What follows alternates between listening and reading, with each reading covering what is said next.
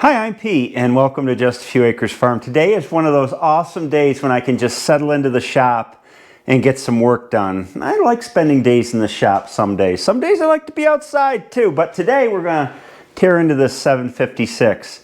And the jobs I have to begin with are to take apart this MCV valve so I know what I need for a rebuild, and to drop the bottom cover off the tractor, take the transmission brake out, take the cover off of the driver's platform, and get at the parking pawl which goes down into the range transmission. Hopefully I can get that all done today, so I'll be in line to order parts. Oh, and just as a little update on the Super A, which is waiting in the wings. I got a nice distributor off of eBay. You know, you never know what you're going to get, but this one's in really good shape. I got it all apart and cleaned up. And I'm waiting for Henry and I's schedules to coincide so that he and I can put this back together and put it on the Super A. Anyway, let's get this MCV apart. I drained the transmission and I disconnected the TA linkage already. We got to take these linkages off so we can get this plate off. So let's get that done.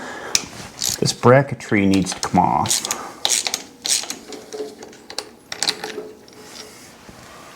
This clutch linkage needs to come apart so I can get it out of the way here. We'll get around there. I can't see you. Hillary stole my side cutters to work on some chicken fencing. This would be a good time for them. This here that I'm beating on is the TA controller, TA plunger. Torque amplifier. Get out of there. There you go. Then we can disconnect this clutch linkage, which is in the way of pulling everything out. Come out of there, you pin. I gotta get you out from the back side. Well, you know, I remember dealing with you before. You're a pain. There we go. There's the clutch. Clutch linkage. We'll put you on the floor. Now we got to take care of this line up top, which is the brake supply line. I sprayed this down with brake cleaner before I tore into it. Get it cleaner than it was. It's not perfect. It's good enough. Next is these banjo bolts that run up to the oil cooler in front of the radiator. Uh-oh. Catch that oil.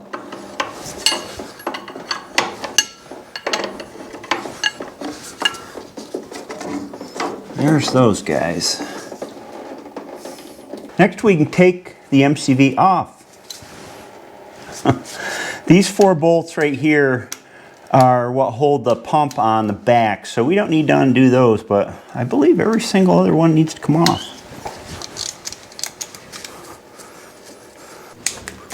Here we go. Gasket's stuck on there pretty good. We'll get around there. You're still stuck, aren't you?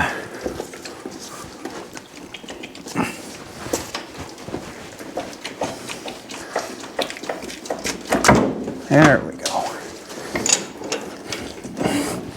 Oh! Let's get this little teeny guy out right away. This is a sump check valve and spring. Here's the spring. This was one of my possible causes, is leak through this check valve here. Oh, she's caught on the gasket here. But I definitely want to get this out. Just peel that back a little bit. There we go. This is a simple check valve, so all check valve does is keep fluid from flowing one way but not the other. So if it wants to flow one way, it's in one position. When it wants to flow the other way, it's in the other position, blocks off the passage. We're going to save you, put you in a safe place. This gear right here is what the MCV pump drives off of. This is a drive gear. It looks pretty pristine, so does its mate back here. And here's the MCV. See all these passages, and here's the pump. We'll take the pump off first. Look at the drive gear. Nothing wrong there for sure. And she's pumping. The wear is just the question. How much wear does it have on it?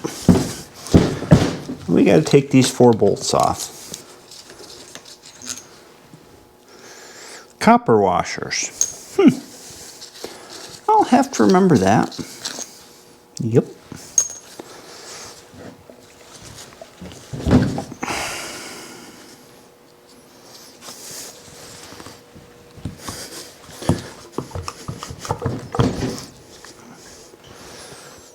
This is the first thing that's kind of interesting. This is the pump suction coming in from the filter, and it goes through the bottom of the transmission case. Used around here and comes up. This is the inlet or suction side of the pump. This is the discharge side of the pump. Pressurized hydraulic oil. See where that O-ring seats there? It's blown out on the bottom. Now, I'm not sure that would make much of a difference because this is the suction side. But nonetheless, I don't think I had a good seal there. The O-ring's not torn that goes in there, but you could see where stuff was probably blowing past. Let's pull this pump apart and see what we got in here.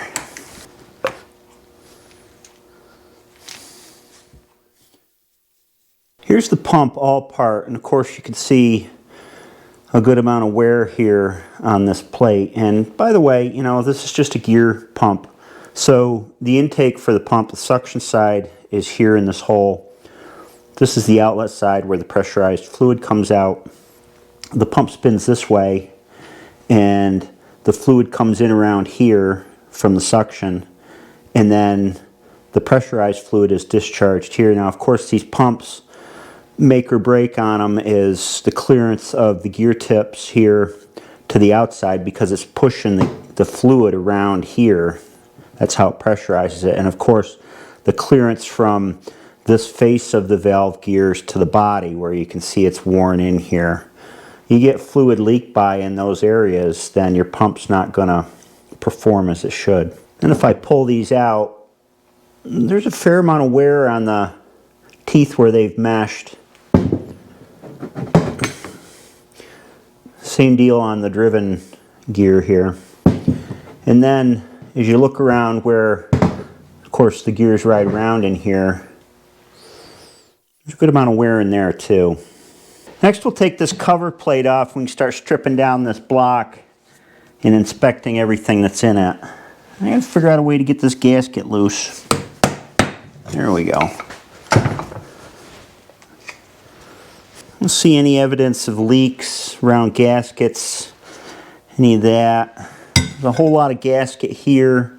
This is the passage on the lube regulator circuit, which comes out to the sensor here that goes up to the clutch dump valve light. Right through there. Take this pressure sensor off.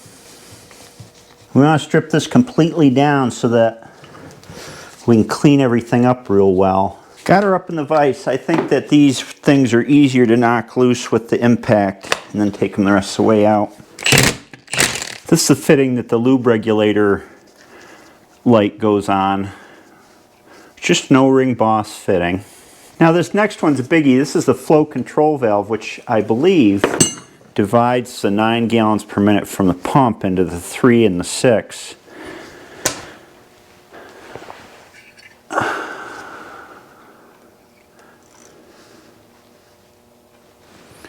With the 3 going to the power steering, the brakes, and the TA, and the 6 going to the transmission cooler and the rear end lubrication.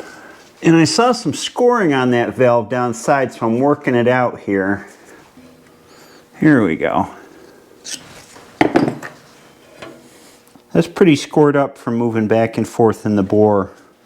This is the open position, and it comes back and forth to regulate flow. Next is a flow control orifice plug, which gives you access to a little restrictor that's down in the bore that has to do with flow control. I think what I'm going to do is strip all this down, then I'll pull this secondary plate back here. Could do it either way. There she is down in there. This is the pressure regulator valve in here, which I believe regulates pressure for the whole deal. Crap. Oh boy. Don't worry, no pieces lost. There's an inner spring and an outer spring, and here's the regulator assembly right here. It got all dirty though. And this here is the clutch dump valve. Yeah, clutch dump valve.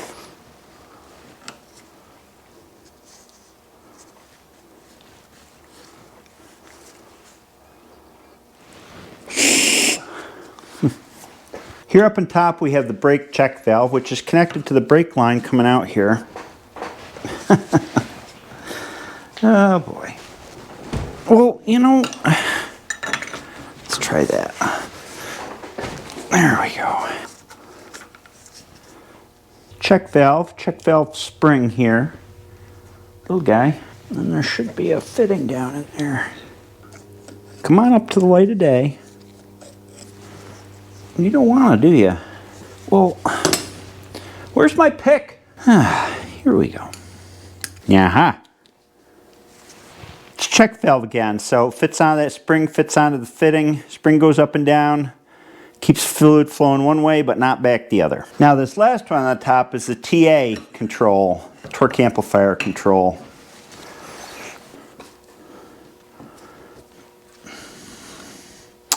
A valve spool in here to control things.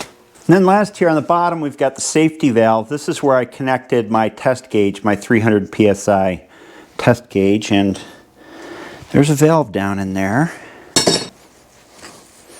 I know you want to come out. You're telling me you want to come out. There we go. Got a spring in there. I suppose it's a dump valve if it goes over pressure. And an O-ring. Now we can pull this last plate off. I'm running out of shop space here, at least table space. Got too many projects.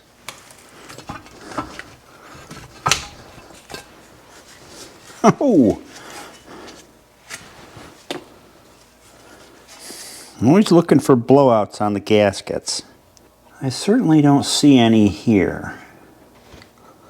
I don't see any here either. Just places where it was torn off onto the other side. There are a couple valves we still got to get out of here that I was waiting to pull this plate off for. This set of slots right here, the deep slots, are where the torque amplifier valve spool comes down, and this is basics of how any hydraulic valve spool works. Is you've got skinny spots and you've got fat spots, and depending on what's lining up with what, it either closes up or opens up passages. And then the oil gets routed to different circuits to do the work that you want to do.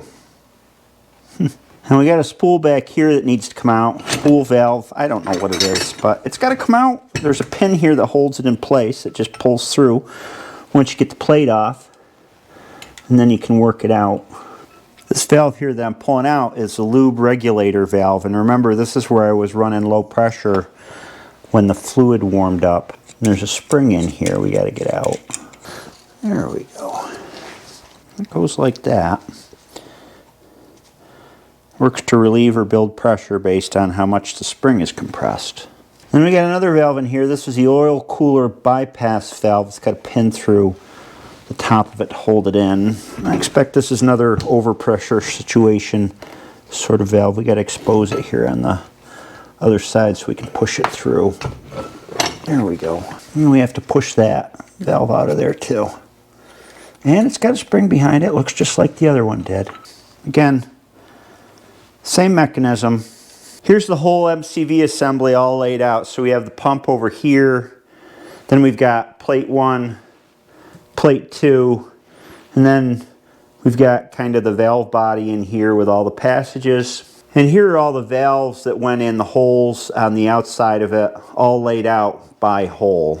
And this is the way I always do hydraulic work. It's really important to put things back where they came from, even if you've got two of the same, because often like a valve spool is machined to fit the bore that it goes into, very tight clearances. So I line everything up in rows by bore, and I'll actually put this on a piece of cardboard and probably label them and keep everything straight this way. This applies to taking apart hydraulic cylinders. It applies to redoing one of those touch control units like I had on the Super C. When you take them apart, you get a lot of similar business out of them. You got to keep them lined up by bore. I don't see anything alarming in here. There's no broken springs. There's no excessive wear on any of the valves or the check valves. The only excessive wear I saw was in the pump here. So I think probably what I'm going to do is I'll clean this all up, and we'll see if anything reveals itself during cleanup. Clean it all up spotless and order a kit with new O-rings and a pump and gaskets and check valves, and I think that'll do it. I think that will do it. I took a break and went inside to eat lunch, and while I was eating lunch I took a look online at what was available in terms of rebuild kits for the MCVs, and pump and O-rings and gaskets, no problem. And I also found that they sell spring kits with all new springs for them as well, and I thought, geez, that'd be a good thing to do. This tractor's 54 years old. It's the same age as me. I get pretty fatigued sometimes, and I imagine those springs may be fatigued too. So it's cheap insurance, not a lot of money.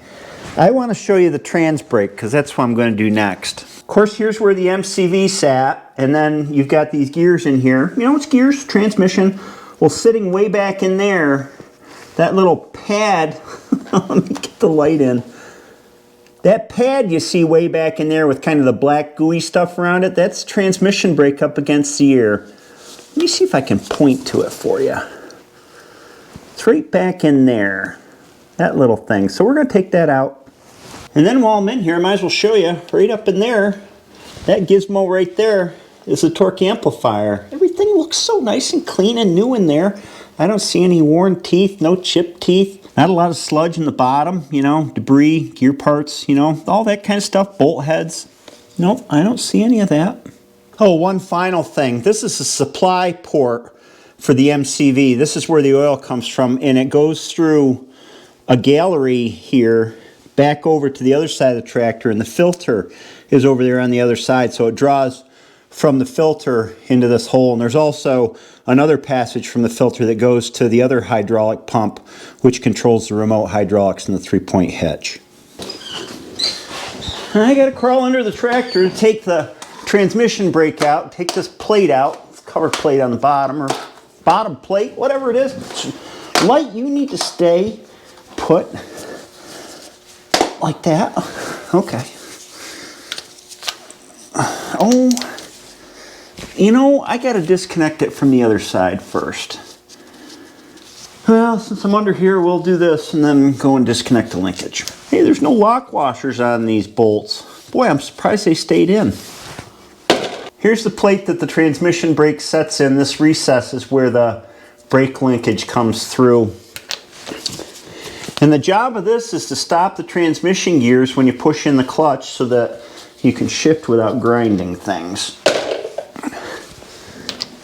Yep, that is the case. Here on the other side of the tractor is a linkage for the transmission brake. This goes up and is coordinated with the clutch. It's just got a little R clip in here that needs to come out. Takes care of that. Here we go, this is the last bolt. Out of many. We just gotta loosen up the gasket here. Oh, that was easy enough.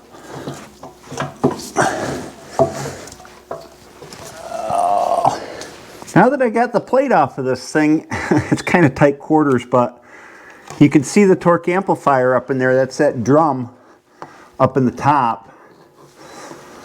And it's got a little rusty spot on it. I don't know.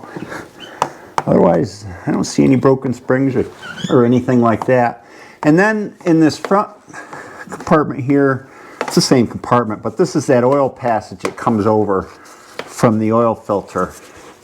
Right here. And then you can see two tubes up top. Those are the tubes that travel from the MCV valve on the side of the tractor into the torque amplifier to work the hydraulic clutches in it. Back in here, there's the torque amplifier. And this gear in the back of the compartment here, that's where the brake rides. See the shiny spot on the gear? That's where that pad's riding around, or riding on the gear to stop the transmission. And here's the pad right here. This is a plate that came off the bottom, so when the linkage works on the side, it engages that pad with the gear to stop the gear. The pad is shot.